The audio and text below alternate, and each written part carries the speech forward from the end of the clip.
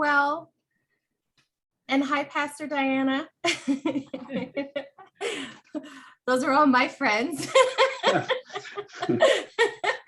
I want to wish everyone a warm welcome. Thank you so much for joining us today to our Coaching for All Seasons gathering. And today we're meeting with Pastor Tom, our DEM from Pacifica Synod. He's also the assistant to the bishop for a little while longer.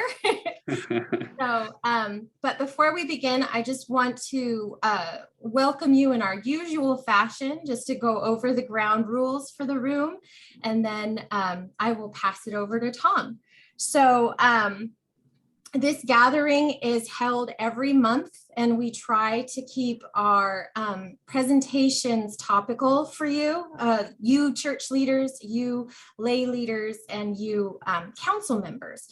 So if you find yourself wondering how to handle a situation you're dealing with, or a trend, as it were, we want you to know that we're here for you as your coaches. We're here on one-to-one basis, if that is something you're interested in, or you can meet us in these gatherings and just to see a little bit of coaching in action. So as I mentioned, we want you to be comfortable in this space. And we want you to know that anything that you choose to share about your situation or your dilemmas are confidential in this space. The coaches in this room are trained professionals, but in addition, everybody in this space is struggling in much of the same way, although everybody's boat is different in this storm. But we want you to know that your information and what you share is protected and private. The other thing we want to do is offer for you to turn off your camera if that makes you feel comfortable. We just ask that you keep yourself on mute until it's open sharing time. And with that, I'd like to center us in prayer before we begin.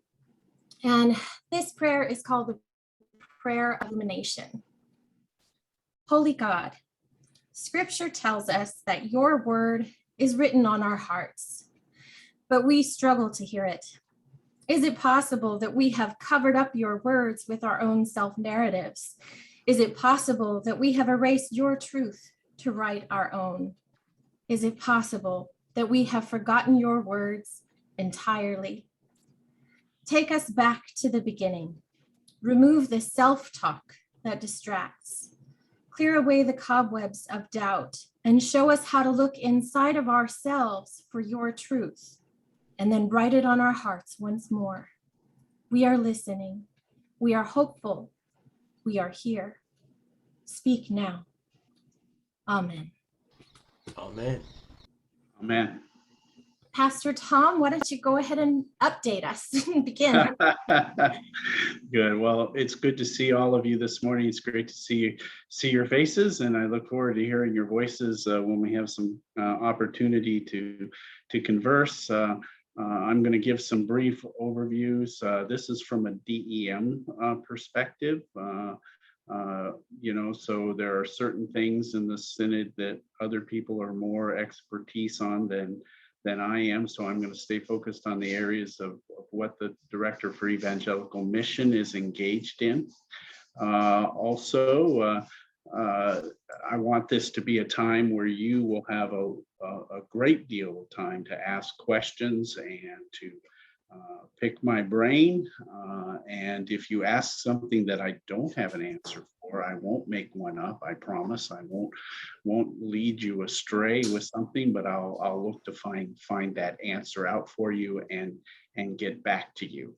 If you see me looking to my right at all and writing something down, it's merely for my own notes, so I can follow up with anything that you might have.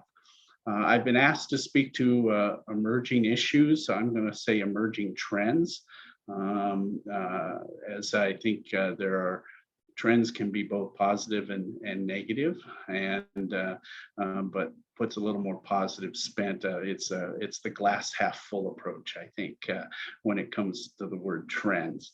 What is it like? The second piece is what is it like being church in a pandemic, the coping and adapting. And I just a quick little ditty on that. And I am incredibly impressed with the way the congregations of the Pacifica Synod have approached the pandemic, lived in the pandemic, and emerging from the pandemic.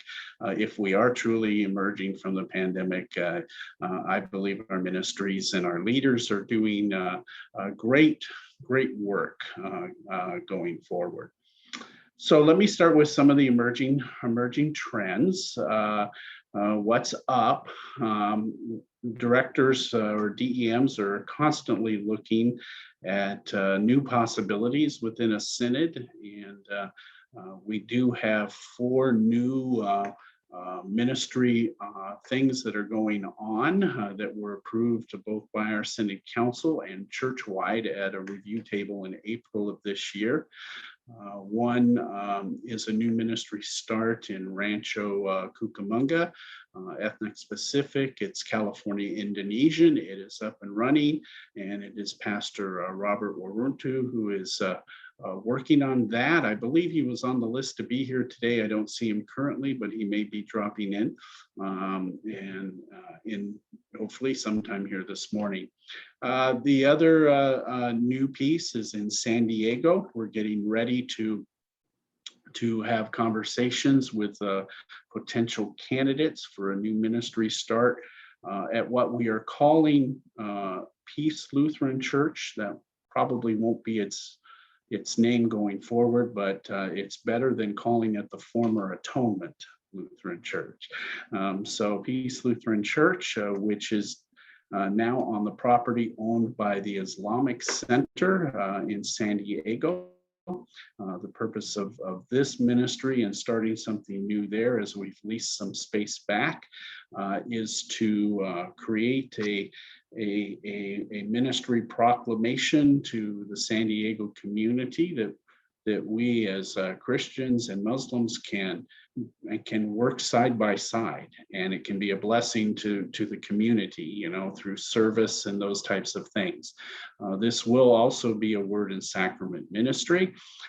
So we are looking at 2 potential paths for this, whether we find a leader who is word and service rostered and then call on pastors in the area to provide the sacrament piece, or whether we go with a word and sacrament person and then flip-flop that. So our candidate conversation should be happening here in September, early October, and we hope to have this started prior to the end of the year. We have 2 explorations. Explorations are looking to see if there's the potential for a ministry presence for the ELCA in these particular communities. One of them is in the Beaumont Cherry Valley corridor, where there's a tremendous amount of housing growth happening. The Beaumont is the fastest growing city in the state of California in 2020 and has been in the top 5 for the last 4 years. So we would be remiss to not look at the possibility of some sort of ministry start in this area. Our 2 closest congregations in that whole pass area would be Our Savior Lutheran in Banning, and then Faith Lutheran in Yucaipa. And yes, they are included in on these conversations and will be a part of this, and hopefully they can benefit from the conversations and the explorations that we're having for their own particular ministry contacts. The second exploration that is, the Beaumont exploration started on September 1st. Steve Anderson is actually doing that work, and along with me in consultation with him. Our second exploration actually was born out of a request just prior to the pandemic for some folks in the Hilo, Hawaii area who were requesting for an ELCA presence. And so that exploration is going to be led by Brianna Lloyd, and that's going to start October 1st. And we are excited about being able to check into the possibilities of sustainable ministry there. That could involve a partnership with the Episcopalians in that setting as we go forward. And then an update on Palm Springs. Palm Springs is holding its own. Pastor Tim Edmondson, of course, has been leading that from the beginning and through the pandemic, and they have emerged to this point through the pandemic as being solid. And we now will begin conversations as they have eclipsed the third year, or coming into the third year of this ministry, of spinning it off to be its own congregation. So that's a celebration for us, that they have enough of a core to consider this and to be their own ministry and church here in the Pacifica Synod. We also have a couple other conversations going on that I don't other than just say that they're going on. These things are always ongoing, of where we might do some new starts, but particularly we're looking for some sort of a presence closer to the border in San Diego. And so that's an early conversation about a potential exploration. The other piece to counter the new starts are the closing headwinds. We have congregations that have been contemplating or have closed over the recent years. We seem to be averaging maybe 1 to 2 a year at this point and at this pace. I do not see that changing in the foreseeable future. There would also be the possibility that there would be some upticks. There are a lot of reasons why churches have to look at holy closure. And we're here to walk with any church that finds themselves in that moment of discernment. And we were just with one ministry on Sunday that Pastor Terry and I, where they have chosen the path of holy closure. Now, they didn't vote to close yet. There's a very clear distinction, because a congregation can change its mind mid-process and say, nope, we feel the Spirit still is at work here, but they will go forward. And the reason for closures, they vary, but the most tangible things that people can put their hands around are the diminishing resources, the inability to maintain property, and those types of things. Not tangible at all, but very real is the level of energy that the remaining folks have to be able to continue to move ministries forward in a sustainable and vital way. Transitions, we have a number of congregations in transitions. In talking with Pastor Terry Allen, we have over 20, and we anticipate another half dozen. I'm sorry, my cat wants to be a part of our meeting. And we have these over 20, and we probably have another half dozen or so. Transitions are congregations that are vacant, that have full-time interims in place, intentional interims, bridge pastors, all of those type of things. But we also know we have retirements, declared retirements coming up over the next 6 months to 9 months, and those congregations would be engaged too. So we're looking at as close as 30% of our ministries in some sort of transition going forward. Of course, we have a strategic plan in place that we're just really starting to gain some traction with. The challenge will be now with the announcement by Bishop Andy that he will not be putting his name forward, is how new leadership will receive that strategic plan, and whether there'll be a complete new direction that would happen going forward. So one of those real emerging trends with us right now is the discernment of the entire synod as it looks to call a new bishop next May at our synod assembly. We just completed a lay evangelist program with the United Methodist Church, invited the ELCA into for conversation, and now the ELCA is looking to continue the plan and tweaking it a bit with some Lutheran theology engaged in there. But we as a synod had 10 participants in there of 72. We were by far the highest represented synod in the weekly or the course that went for about 2.5 months online. And I see that as a highlight for us as a church. And we're now looking with the participants from our synod on how we can engage the entire synod in this conversation regarding lay evangelists. And then the vitality piece is always a conversation, vitality, sustainability, and how our congregations are positioned going forward. So I've had probably about a third of our congregations who have gone through the vitality survey, and certainly willing to engage anybody else, ministries with that survey, which provides a snapshot for the future. It is not, or a snapshot really not for the future, but where you are right this moment, so you can make plans for the future.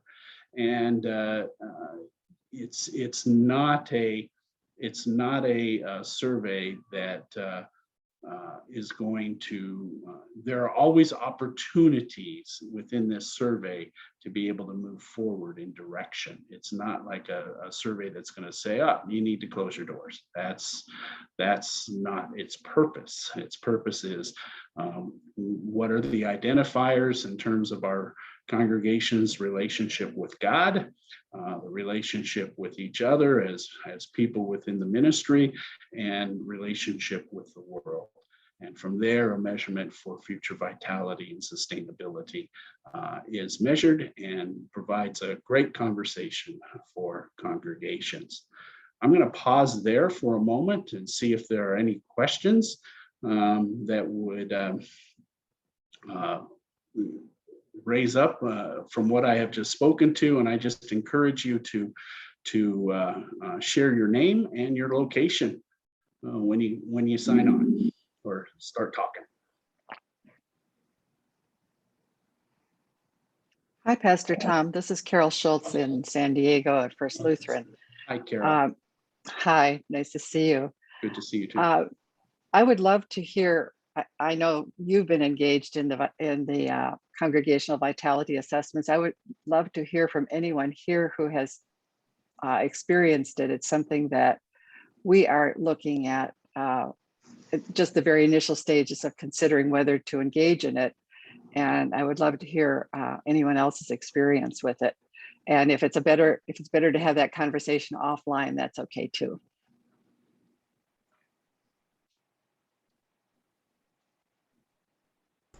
I must apologize. I didn't understand Carol's question. Pastor Tom was talking about the congregational assessment, congregational vitality assessment that is available through the Synod. And he said about a third of the congregations have done it. And so I was curious what experience anyone here this morning has had with it, if anyone here has had experience with it. Got it. Thanks, Carol. I can speak to that a bit. I'm Jennifer Garcia. I'm a waiting first call. I live in La Mirada. My internship site was Our Redeemer in Garden Grove, and they did the vitality study. So I only was there for a year, so I only got part of the picture of what they're doing with it. But yeah, we've got a lengthy packet of information about the results of the study, and that congregation, for instance, found that they were pretty sustainable with some, but had some room for improvement, and it was helpful to identify areas for improvement. And when I left, they were still deciding what to do with that information, but it was interesting to look at. So that's my 2 cents. What was it? I assume there's a fairly significant investment of energy and time, at least for some people. how did people respond to that challenge? When I arrived, they had already done the survey. So I mostly got the kind of debrief from the survey that Pastor Tom came in and did for the council. And they hadn't decided what to do with it yet. So I assume there would need to be some effort put into next action items, but I didn't really get to see that part of it. So I don't know if anybody else here has more experience with that end of the process.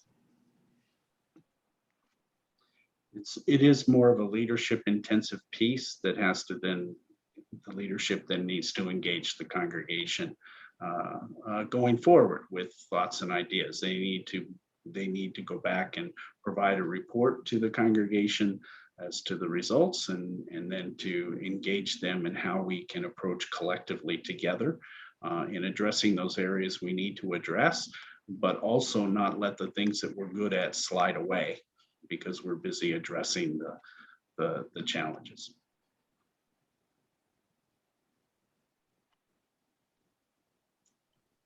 Okay. So this is a coaching event here, and so I'd just like to highlight how coaching would fit into something like this, because I think it's really important to mention that this isn't a journey that your congregation has to go on alone without any sort of navigation. We have team coaching trained coaches available at the Pacifica Synod, and what that person's job would be essentially would be to define those action items and give them ownership to whomever in your congregation will step into those roles or step into those responsibilities. So I just want to point out that there's this other resource with the Vitality Survey of coaching that might also assist you. Right, and that's an important piece, because oftentimes you need a neutral voice in your midst to help point out the things you could be missing that are showing up in the survey, as well as helping you through encouragement to walk the steps that you've identified as a ministry to do. So I encourage you to consider coaching in many aspects of ministry, not just with the Vitality Survey, but really in your work as ministries and congregations on a day-to-day basis, particularly leadership. So good. Other questions? Joanne Larson, coach. Yeah. Formerly Pacifica, and now I'm in the Rocky Mountain Synod. Pastor Tom, I'm curious on what the track record has been for those congregations who have done the Congregational Vitality Survey and the intended use. Is it very often a precursor to developing a strategic plan? It could be utilized in that way. Strategic plans are becoming less popular in ministries. Simply, I think there needs to be some sort of plan so you can hold yourselves accountable to things that you're trying to accomplish. But it certainly can be the precursor to a strategic plan. We're just reaching the point in this, I'm going to say post-pandemic, even though we're still very much in it, where congregations will have the opportunity to come back through the Vitality Survey if they so desire, and then be able to compare the two to see what movement there has been after taking the initial one. You usually want to come back about 2 years in to the survey, and that will tell me how many, I'll be checking back with ministries to say if you're ready for me to come back in and do it again. For those that have been following through, they're going to want to do that. For those that haven't been following through, they're just probably going to say, no, not at this time, or we've actually decided to go in a different direction. This is the strengths and the weaknesses as with so many things are the same with the Vitality Survey. It's a survey that is filled out by the congregation. It's their interpretation of the questions right down to the individuals. And so they're really measuring themselves, and it requires a real bit of honesty on their part to fill that out. They carry their own biases in there. There was one survey that I did that they had a staff transition about a week before the survey. That was not a pleasant one. It was a lay staff person. And the question that I raised with leadership is, do you want to go forward with the survey, in the midst of this tension in the congregation, because it will pick it up. And they said, yes, we want to go forward. And sure enough, it definitely picked it up. It picked it up in such a way that I received a call from the ELCA to say, hey, we've noticed some things on this survey here that you need to watch out for. And I said, we were anticipating that going into it. So it was very helpful in those regards.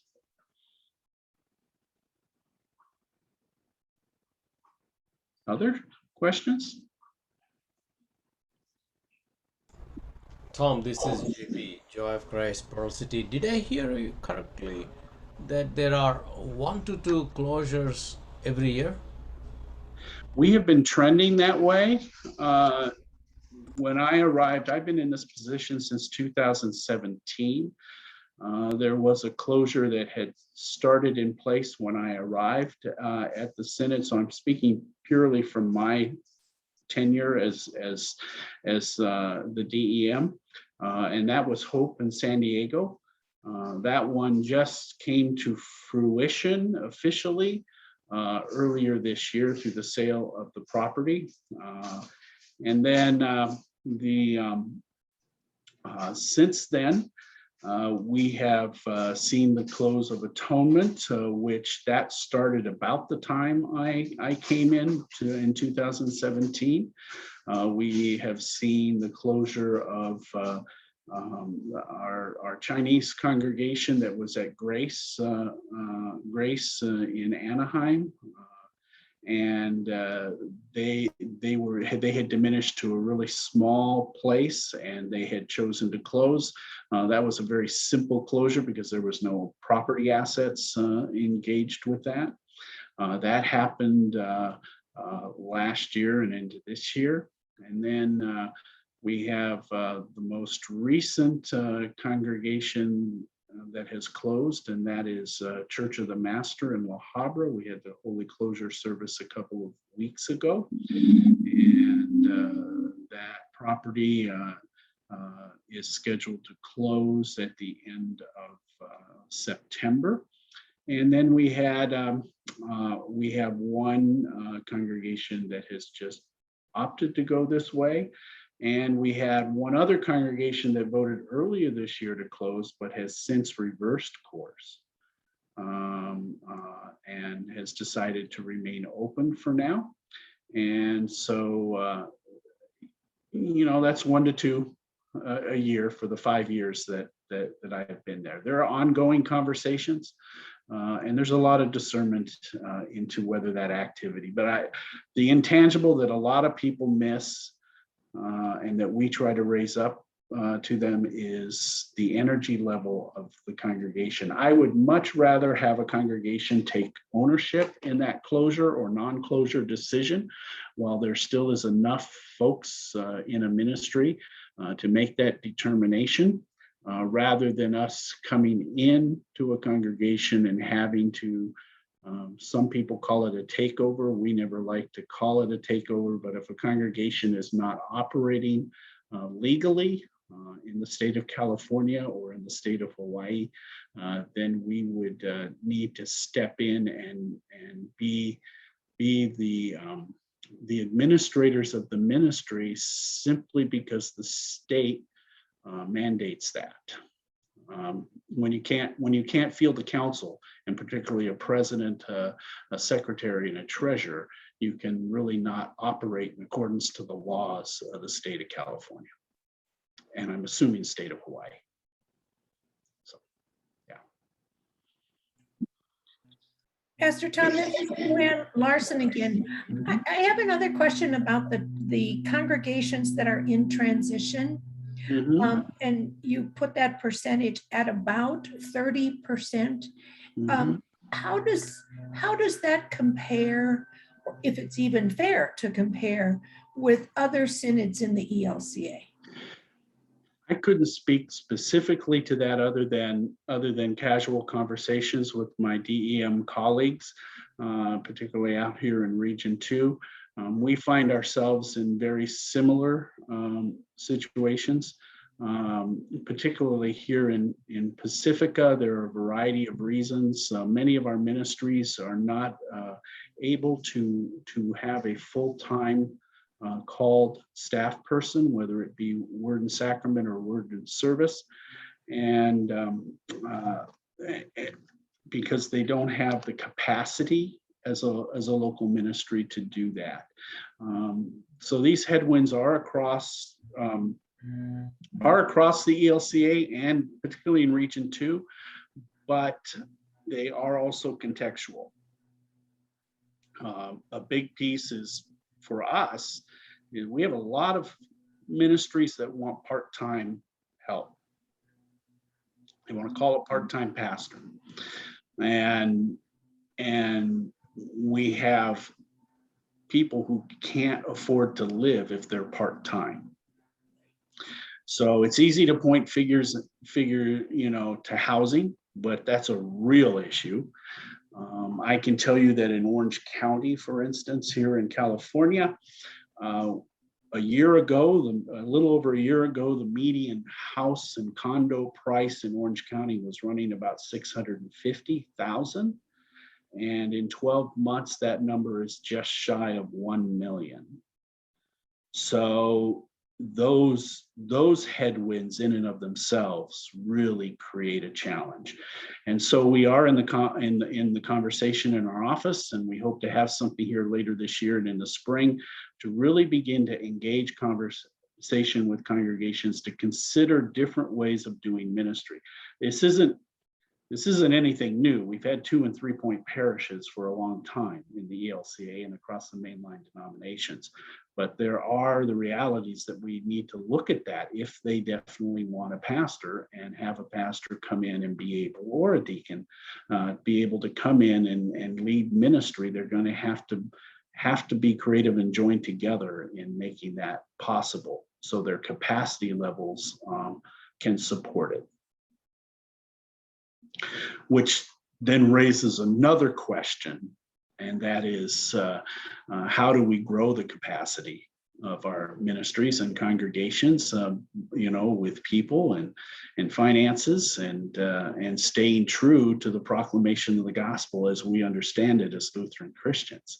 We have to get better at inviting people to join us in what God has called us to do in mission. There's a book that I've just been reading. It's not a church book, but it's The Power of Strangers, the Benefits of Connecting in a Suspicious World.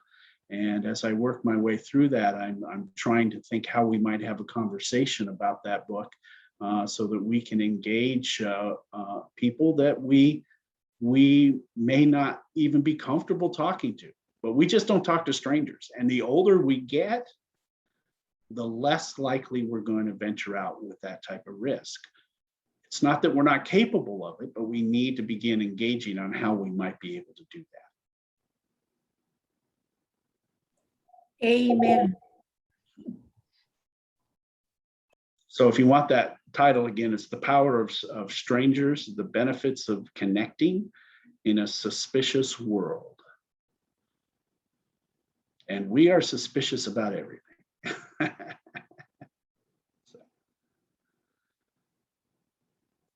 Other questions on that? I think it might be a good transition actually, because when we talk about doing church differently, part of what we're talking about is doing digital things with our congregations. And our next topic with Pastor Tom is actually being church in the pandemic and what that looks like. So Pastor Tom, how do you want to speak to Pacifica Synod's response to the pandemic and how we kept church going? Yeah. Well, first of all, hats off to everybody who's on this Zoom today, and so many of our ministries in the Synod have done just incredible things in staying connected as we've moved in this technology world. And we were absolutely pleased to be able to provide technology grants to actually 66 ministries. I'll have a report coming up soon about that that'll be on a video, as well as I hope to do monthly videos on different topics for our Synod going forward. But in particular, we had 66 ministries and $262,000 in a rounded way that we have provided for our congregations, which means that 262,000 actually represents over $500,000 investment by our ministries and more into technology. Technology will not save us in terms of keeping churches open. Technology is one tool in the tool belt that helps us to engage with people. And we are always going to have those who prefer the in-person. I'm that way. I mean, when I'm doing work as a DEM, I would prefer to be with you in person having conversation. You can have some preliminary conversations in a Zoom meeting, but you really don't get the feel of the people, for me, in the role and the work that I do by not being in person. But when it comes to the worship piece and the engagement piece, it really opens the mission field, you know, as far as how a ministry can go about doing work. Congregations that like to circle the wagons are going to have a little difficult time engaging people beyond their own communities, okay, and be able to translate that into action.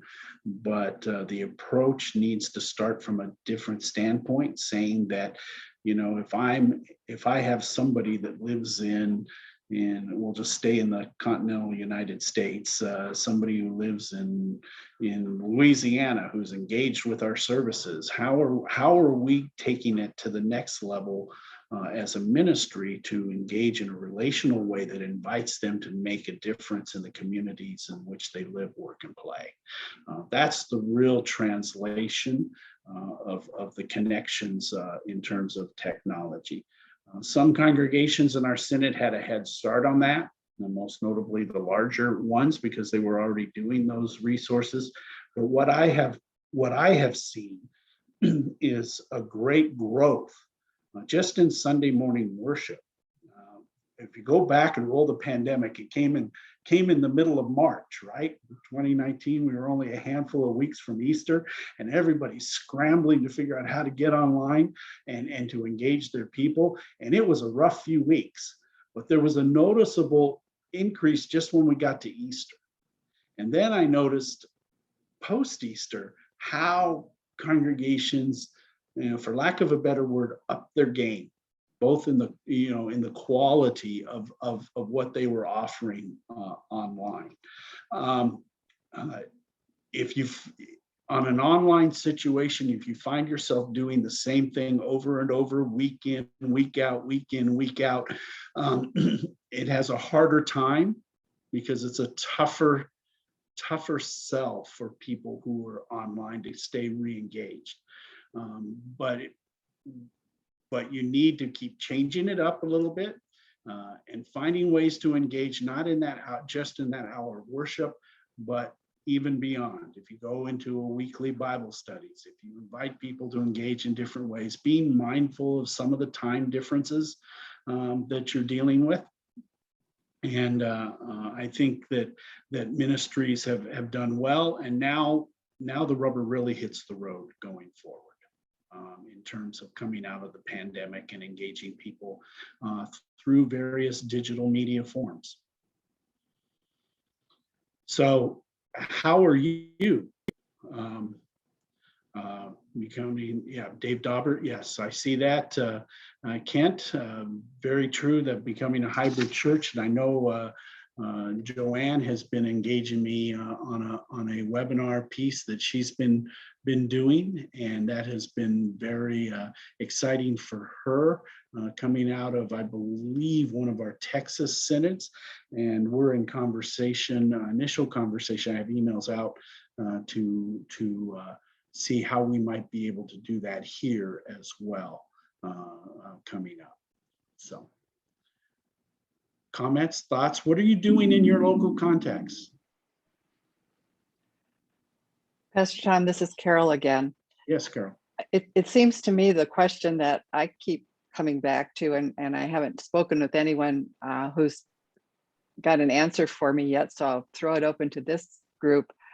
And that is the challenge to, when we're reaching new people, to actually know that we're reaching new people.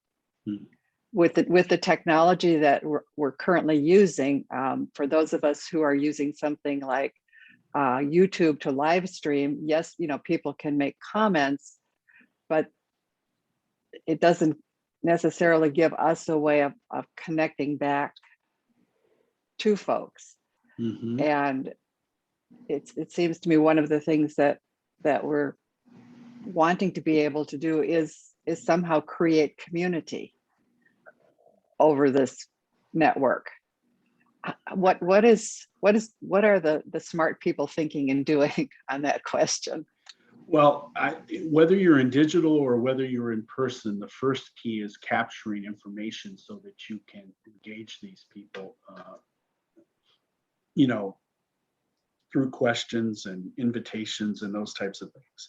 So if I were sitting in an online environment of worship, I would make sure that the ministry I would be engaged in would be inviting people to a Bible study, or inviting them to register. When we register folks for this event, for instance, the way that you get to this event is to register online, and then Terry Robertson will send a link to you. Okay, but in order to send that link, we do have to capture your email. We do have to capture those types of things. So we have to find ways to capture people who join us online, who don't know us, just like you would do on a Sunday morning in person. You have your little registration booklets or those types of things. I actually changed all of that when I was in Fullerton to more of a capture card that asks specific information, and then we would follow up usually within 72 hours to that person, thanking them for worshiping and that type of thing. But that's the first in. You have to capture the information, so you have to do it creatively online. They're not going to share it in the chat, for instance. Most people won't do that.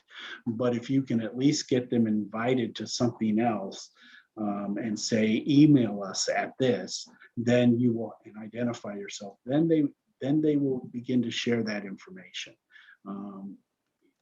Information is power. You can use that information in a healthy way. You can also use it in an unhealthy way. And I can tell you that if you use it in an unhealthy way, you will take 5 steps backwards with people as that word gets around. So always use it in a healthy way, knowing that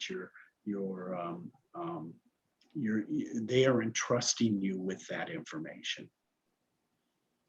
Can I add, Pastor Tom? Please, yes. I'm Pastor Jen at St. John's Palm Desert, and we're so grateful that we received some Synod grants to work on our technology. And one thing that we're doing is we're actually being tutored by a gentleman named Christopher Harris with Faith Growth, that I think we found through Terry. The Synod had him speaking, and we jumped on board. And he, to follow up on what you said, the idea of a connect card, we changed, instead of contact us, we made a connect card, and we're working on kind of layers. So they enter their email. That's vital. And I've got an email distribution list that I guard.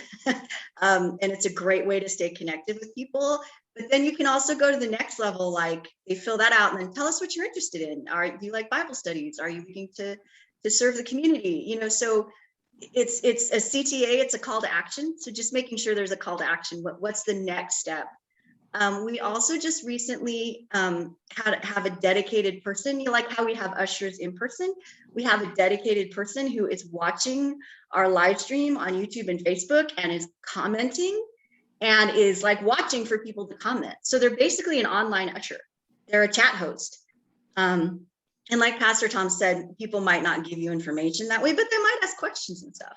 So we thought, well, if we've got an usher in person to greet people, we should have a usher online. So we've got a dedicated chat host. And those are just a couple of things that we're getting into Instagram. We launched a podcast. And a lot of that with help from Christopher and the support of the Synod. So those are just some of the things that we're doing that we found to be, we're working our way into it, but we're finding it to be pretty successful. Thank you, Pastor Jennifer. And this is a great time for me to remind you that as you get your technology stuff going, please fill out a report to us and get it in. Don't wait till the end of the year like we've asked that you have the time to, but we want to then be able to garner that information and be able to share it so other congregations can learn from other congregations as to what's going on. Rome isn't conquered in a day or built in a day, depending on your perspective. And this is an ongoing thing that's not going to go away for us in our culture.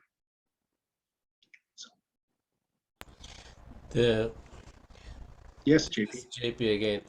First of all, thank you, Pastor Tom. I don't usually do that when I announce. Please share your email or please contact us through the website. I think that's a good reminder. Those who are out there. Mm-hmm. And I do want to. I usually make sure that I announce that this is not pre-recorded.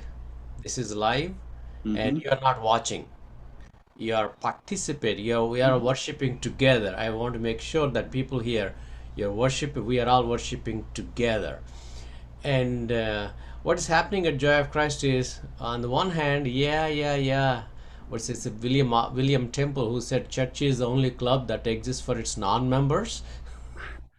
And well, that is happening, but the electricity department doesn't know that we serve non-members.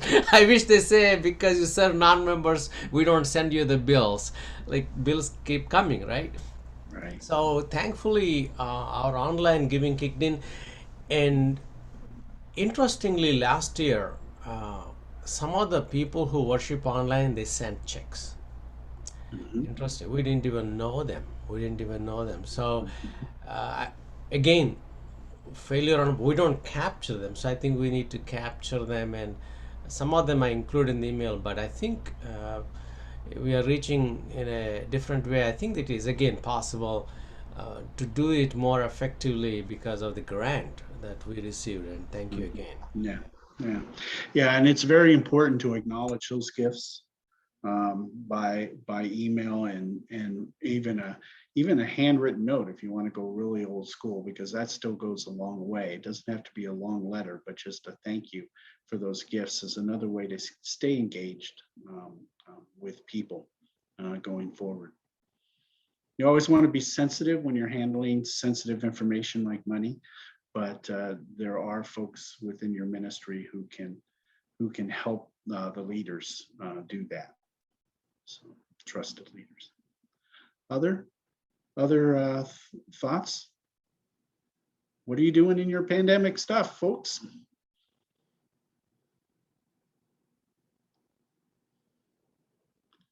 Everybody's quiet. Yeah, Pastor Karen. Yeah, Karen Boy. I am the interim at Calvary Lutheran Church in San Diego. It's not so much about what the congregation does or what I am doing. I think we moved into how can I say that, into a realm where it's more about how are we doing?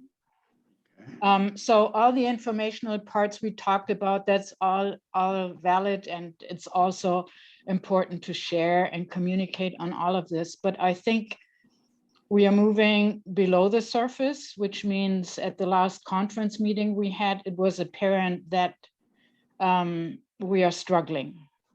Emotionally foremost, relationally and as well. And I think I'm curious on your take, Tom.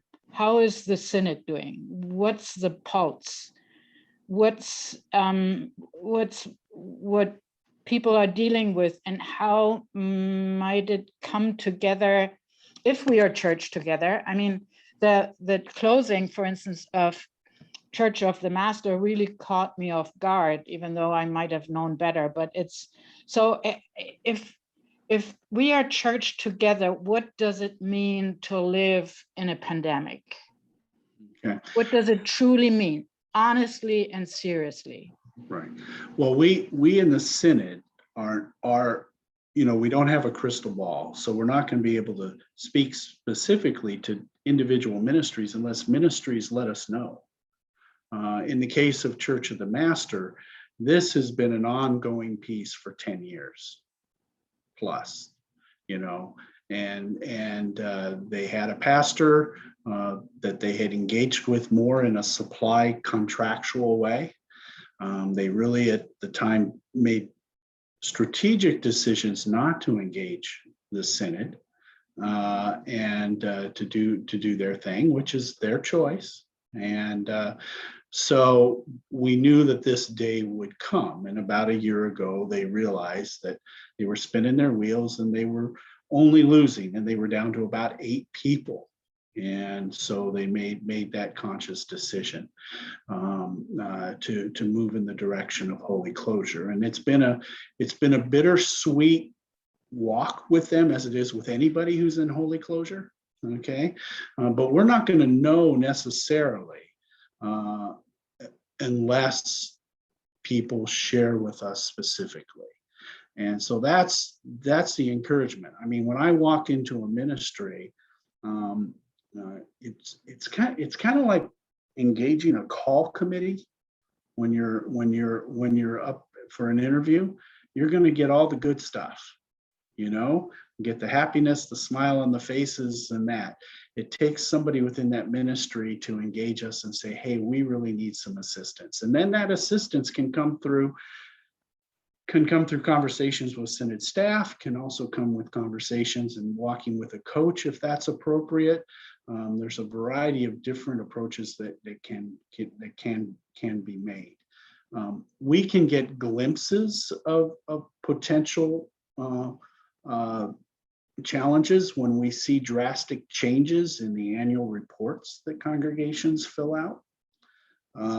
That might give us a hint to engage and say, how are things really going? Okay, but usually when the Synod is engaged, and this is not an excuse, this is just a reality. Usually when the Synod is engaged, it's gone too far by a congregation, and some are quite suspicious about us, I suppose, rightfully so, and others are much more willing and open to engagement once they take that step.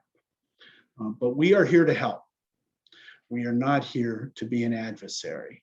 And our polity as a church body puts a lot of the onus of responsibility on the congregation. We are a congregationally based authority church. And yes, the Synod does have the ability to come in under Synod preservation if a congregation isn't operating legally to fall under the auspices of the Synod Council. But how are we doing? I kind of heard your question, Pastor Karn, as how are we doing as a Synod and how are we doing as a Synod?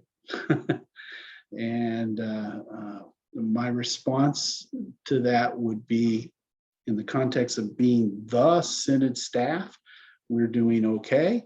As the context of being the Synod as a whole, we have about, I would say, 10% of our congregations that are really living on the edge for a variety of reasons. And we have another 10 to 15% that are just really thriving. And we have the rest of the folks in the middle that are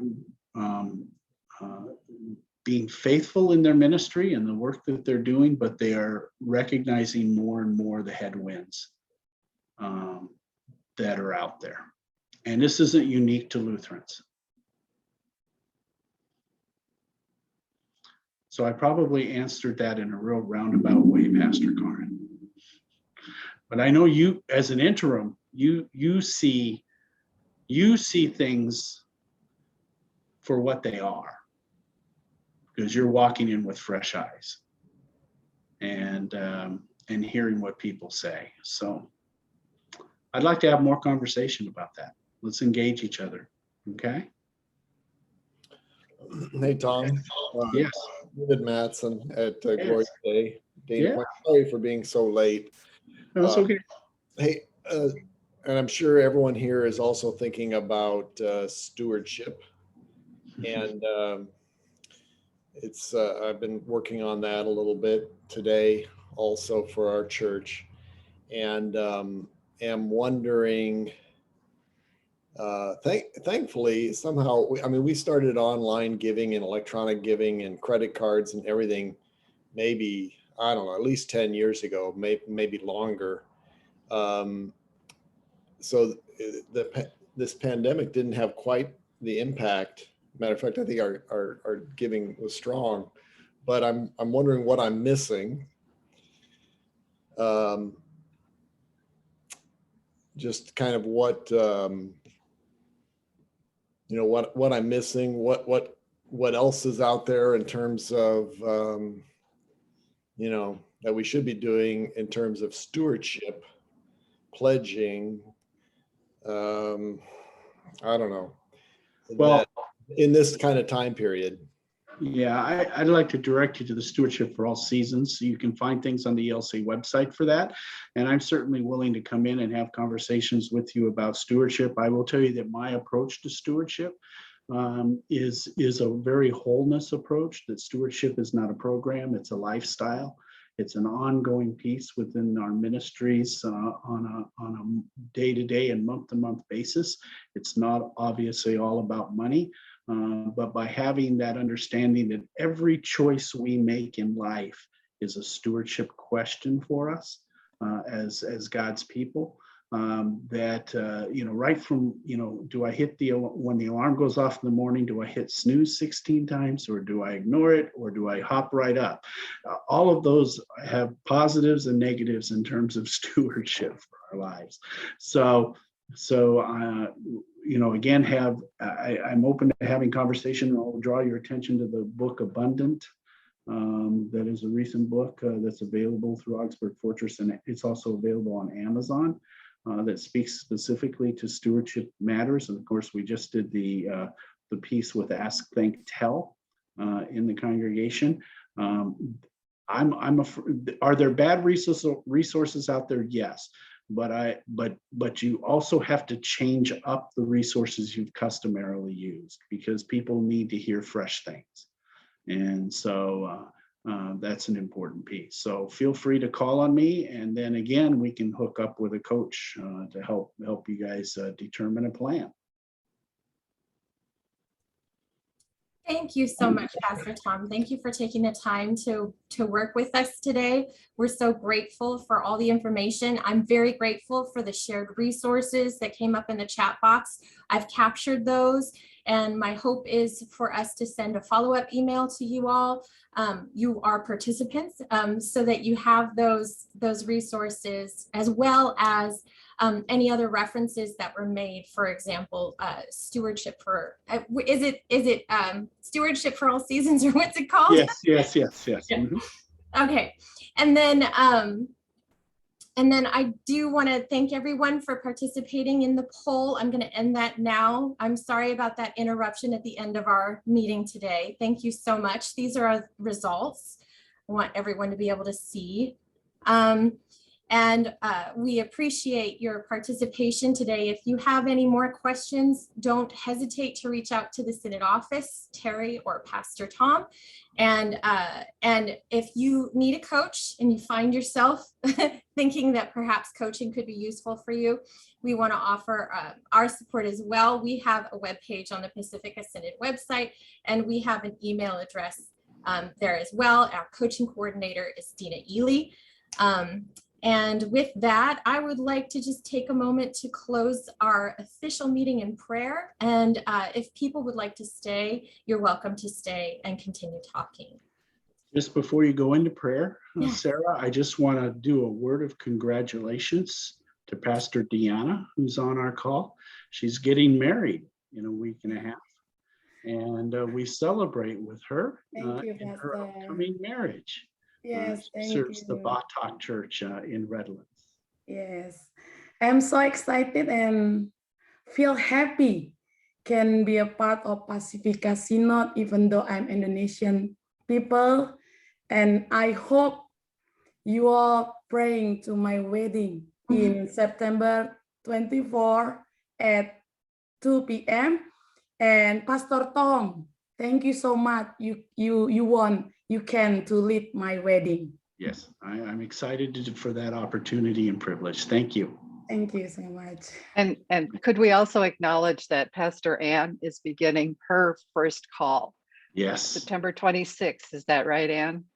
On her birthday too. Oh, happy birthday. Happy birthday. Happy birthday. And So I know she has.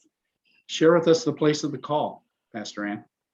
I am called to St. Luke's Lutheran and United Congregational UCC in Buffalo, Wyoming. Great. Great. Sorry, I cut you off, Carol. I'm sorry. No, that was fine. Okay. All right, let us. Okay, Sarah. Oh God, you have called your servants to ventures of which we cannot see the ending, by paths as yet untrodden, through perils unknown. Give us faith to go out with good courage, not knowing where we go, but only that your hand is leading us and your love is supporting us. Through Jesus Christ our Lord. Amen. Amen. Amen. Thank you. Thank you, everybody.